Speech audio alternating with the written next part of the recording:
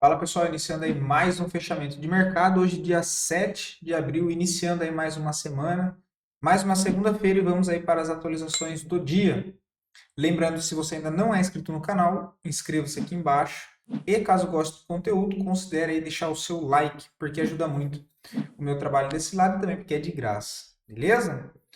Dito isso, tá pessoal, já indo direto para o gráfico, sem enrolação, a semana ainda começa bem tensa, né? Assim como eu comentei com vocês no próprio sábado, no sábado, né? Sobre a possibilidade de a gente iniciar a semana, enfim, ser uma semana, né, até a sexta-feira, uma semana com volatilidade sem direção. Esse primeiro dia foi exatamente isso, tá? Então a gente teve movimentação para baixo, para cima e um fechamento meio que neutro, né? Dado aqui o tamanho dessa volatilidade, que foi uma volatilidade sem direção, tá? Ela foi, lógico, preferencialmente para baixo, mas ela não foi aquela volatilidade que dá uma pancadona para baixo e vem direto, né? Então ela abriu para cima, foi para baixo e voltou aqui para o meio. Tá? Então, por enquanto, ainda dentro do contexto desenhado no sábado, né, para essa semana, o que não pode é o Ibovespa perder esse ponto de atenção, tá? Que é esse último fundo, que fica na região dos 122.500. Se perder essa região, aí fica feio para o nosso Ibovespa, abre expectativa para voltar para 118.600. Tá interessante que a gente fique brigando aqui, tente consolidar um fundo para tentar lançar mais uma perna para cima, tá? Mas o importante, por enquanto, é não perder os 122.500, tá? O dólar segue subindo, né? Hoje mais uma alta aí de 0,83. Ele crava o nosso primeiro alvo de curto prazo, que era essa região de 5.956, o que seria a projeção desse fundo duplo, tá? Então, bonita movimentação do dólar. Tem alvo agora lá para a região dos 6,10, tá? Partir lá para fora. S&P, mesma situação, a volatilidade sem direção, abriu com um forte gap de baixa, depois acabou se recuperando, até o momento cai aí apenas 0,23, tá? Então, um dia bem feio aí para o S&P, quase chega naquela zona de suporte que a gente comentou dos 4.770, tá? Por enquanto segue tendência de baixa, mas ainda com o viés mais de volatilidade nos próximos dias, tá? O mercado está bastante estressado lá fora. O índice da Nasdaq também mesma situação do que o S&P 500, bastante volatilidade no dia de hoje, por enquanto está em 0,68, tá? Só que nesse caso, o Nasdaq ele já perde aquele fundo que a gente marcou, tá? Ele já vem direto, né? Então agora a gente pode começar a marcar esse aqui, olha, que inclusive é onde segurou essa última movimentação aí. Segurou não, né? Porque ele veio até mais embaixo, olha, ele não parou nem nessa. Ele veio aqui, ó, um pouquinho mais acima, que basicamente próximo a uma linha de tendência de alta, tá? Que é o suporte principal que eu comentei com vocês, que é lá nos 14 mil pontos, mas também segue ainda bastante estressado, bastante pesado na venda. A gente tem o petróleo, segue forte movimentação para baixo, né? Acabou fazendo uma movimentação em linha reta, perdendo até o suporte aqui dos $65. Abaixo disso, próxima região de suporte que o petróleo tem, é essa aqui, olha, que fica na região dos $60, tá? Dos $60. Deixa eu tirar isso aqui para não ficar muita coisa. Mas, tendência de baixa no curto prazo, né? Inclusive aqui a gente pode tirar e já pode desenhar uma linha de tendência de baixa agora aqui, olha, no curto prazo. Feito. Minério de ferro segue totalmente congestionado, né? Esse aqui dá sono, suporte nos $95, para cima resistência no 110. DXY hoje volta a negociar acima do fundo perdido. Se fecha o dia assim, abre expectativa para quem sabe buscar lá os 105,67, com aquela mesma questão de frustrar o fundo, né? Olha, ele vem, rompe, fecha abaixo, 2 dias seguidos já volta se recuperando, vamos ver se tem a possibilidade de voltar a fazer uma movimentação mais para cima. Mas, entretanto e todavia, vale lembrar que como se distanciou muito da média móvel de 20, pode ser só um repique para essas regiões para depois voltar a cair, tá? Que é o mais provável, dado a tendência de baixa, tá? Deixa eu tirar essa média. O que mais que tem aqui? DAX também cai bastante forte no dia de hoje, né? Olha, acaba com todo o contexto gráfico aqui. A gente já pode tirar isso aqui, trazer isso aqui para cá, né? Que são as zonas de suporte agora que deve ser testada, deixando o gráfico bem feio, ou seja, a bolsa aí da Alemanha também caindo muito pesado na venda, tá? Uma queda aí de 4,13. O Hang Seng também segue caindo, mas aqui segue se arrastando. Inclusive, esse aqui deu até uma vendinha aqui de curto prazo que a gente comentou. Tá rolando e tá pagando bem por enquanto. Que mais? Bolsa da Rússia também segue caindo, ou seja, mercados lá fora bastante estressados. A gente tem o Dow Jones também, uma volatilidade sem direção, testa as 3 zonas de suporte que a gente havia comentado, então eu já posso tirar essa. Também deixou o gráfico bem feio, né? Quebra toda essa estrutura de alta, mas confirma a tendência de baixa no curto prazo. Próximo alvo, 35.200 pontos. O ouro também continua um pouco de queda, segue correção normal, né? Acabou se afastando bastante das médias. Chega agora na média móvel de 50 no gráfico diário.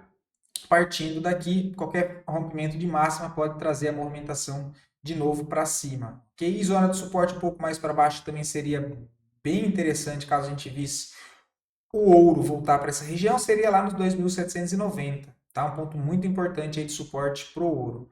Vamos tirar esses dois alvos aqui que ele já bateu para não ficar muita coisa no gráfico e a gente mira agora só lá em cima nos 3.250.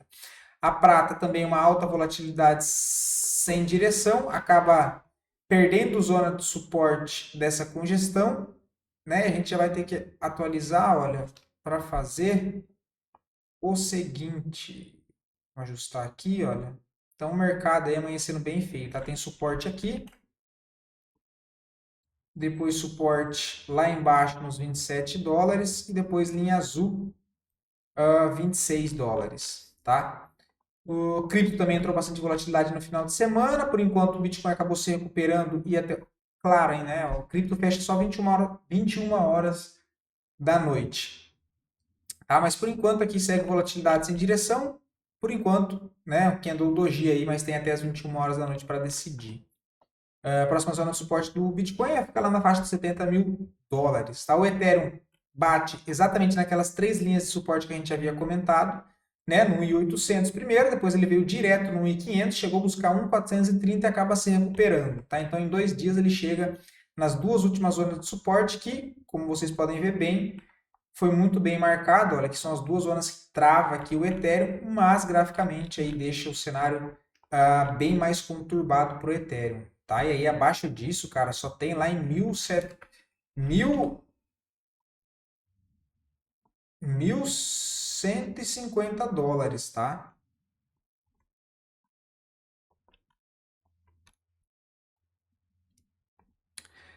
Polkadot também segue corrigindo, né? Chegou a perder fundo dessa consolidação.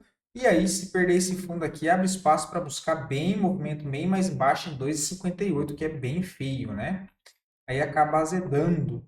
A VAX também trabalhando aí na ponta ainda negativa, próxima zona de suporte, só lá nos 8,73. Por enquanto, está se segurando aqui no paraquedas reserva. Ele chega a perder fundo e volta a fechar acima, mas vai depender muito aí da economia ainda americana no decorrer da semana, tá? Mas uma coisa é certa, pessoal, vai continuar a volatilidade, tá? AVE chega lá naquelas 2 zonas de suporte que a gente comentou, também serviu como, por enquanto, parâmetro para segurar essa queda de primeira mão, mas segue na expectativa mais negativa, tá? MakerDAO também, enfim, todas elas com o mesmo contexto. Ondo também segue corrigindo, não tem nada interessante. Link também segue corrigindo, está lá na casa dos 11 dólares, né? Próxima zona de suporte é os 9 dólares. Isso aqui a gente pode tirar. Inclusive uma linha de tendência de alta de longo prazo aí para Chailink, tá? Dito isso, voltando para a nossa bolsa, as 2 melhores performances do dia de hoje, em sequência das 2 piores performances, e depois a análise a pedido de vocês. Mais uma vez, muito obrigado. E lembrando que se você quiser ver a análise de alguma ação em específico, é só deixar aqui nos comentários que eu trago a análise para o dia seguinte, beleza? E lembrando, tá, pessoal, hoje às 18h30 vamos ter a nossa live, tá? Junto com análise fundamentalista e análise técnica dos destaques positivos dos balanços das empresas que estavam correndo nesses 2 últimos meses, né? Então vão ser 4 destaques positivos, mais 4 destaques negativos, e dentro desses 8 ativos que foram selecionados pelo nosso analista fundamentalista, eu vou comentar em cima deles também a questão técnica dos gráficos no dia de hoje, às 18h30, beleza? IRBR3, por enquanto não vejo nada, tá? O papel querendo formar aqui uma congestão, né? Então ele pode passar essa resistência aqui, ele pode ficar batendo cabeça nessa região, tá? Natura segue zona de fundo, mas também não vejo nada interessante nem para compra e nem para venda, tá? Nesse contra-tendência aqui ainda não me agrada. Eu gostaria de ver ele perder esse fundo e aí sim voltar a fechar aqui acima para tentar algo de contra-tendência. Por enquanto não tem nada que me agrade. Como eu disse, acredito que seja um momento, uma semana em específico, para ficar mais com calma, tá? Mais de boa, focar muito mais em gerenciar as posições que já estavam abertas do que querer abrir alguma posição nova para quem já estava com operações correndo no meio dessa volatilidade, beleza? Então, muita calma nessa hora. MGLU segue corrigindo, né? Para quem tem o stop ajustado aí, está quase sendo estopado. Deixa eu só ajustar aqui. O stop de MGLU, o stop gain, né? No caso, que é de onde eu comentei com vocês, a operação foi aqui embaixo, né? O papel chegou a pagar para quem segurou 49%, mas é óbvio que, né, operações de curto prazo dificilmente você vai conseguir pegar 49%, porque antes disso você vai soltar a operação. A intenção era trazer até no máximo esse topinho aqui anterior, até essa resistência, deu em média aí 17% de ganho, né, sendo mais realista. E depois ela chegou a dar a operação aqui, né, que eu comentei, olha, de correção, chegou a puxar mais 10% e agora devolveu tudo. O stop para quem operou em todas as regiões anteriores, o stop gain ajustado está em 9,93, tá? Agora não vejo nada para fazer. Petri 3, uma alta volatilidade, cai 5,57, tá? Não acompanho o Petri 3, olho mais Petri 4, mas a gente tem aqui um cenário de, acho que fica nítido aqui uma congestão, tá? A gente poderia traçar um paralelo entre essas linhas e tá no bico do corvo em cima da zona de suporte, tá? Não vejo nada para fazer, nem compra e nem venda, tá? É um papel que não me chama atenção no momento, nem para curto e nem para médio prazo, tá? Médio prazo aí tem que ver se o papel vai segurar nessa região, enfim, que não está com cara de segurar, né? Tem um pouquinho mais do suporte aqui embaixo, se a gente for considerar o fundo principal, olha, é lá nos 32,91, então acho que 32,91, se chegar lá, acho que é uma região mais interessante para pensar em médio prazo, dependendo do contexto em que ela chegar lá, né? Não é só comprar porque ela chega lá, deixa chegar lá, viu? Como vai estar o contexto da nossa bolsa, ou seja, o ânimo, o sentimento do nosso mercado, caso isso aconteça, para pensar em algo um pouco mais para baixo. Por enquanto não me agrada muito aqui não, tá? Blitz 3 também, cara, não me agrada muito, tá? O papel numa tendência de baixa no curto e médio prazo e no longo prazo uma tendência indefinida, tá? Um papel que não tem uma tendência direcional, ele tem essa trava de resistência em 4,47, tem uma trava de resistência intermediária nessa região dos 2,43, tá? Então 2,43, outra zona de suporte, né, intermediária entre a congestão ampla desse ativo, tá? Que fica lá 1,65 é o suporte, 2,41 a linha intermediária, e depois a extremidade 4,55, tá? Não me chama atenção no papel, não. Nem curto, nem médio prazo. Camil também não me chama atenção, tá? O papel perdeu o mínimo histórico, papel muito fraco. No momento, prefiro ser mais cauteloso, mais conservador, e não é um ativo que me chama atenção nem para curto, nem para médio prazo, tá?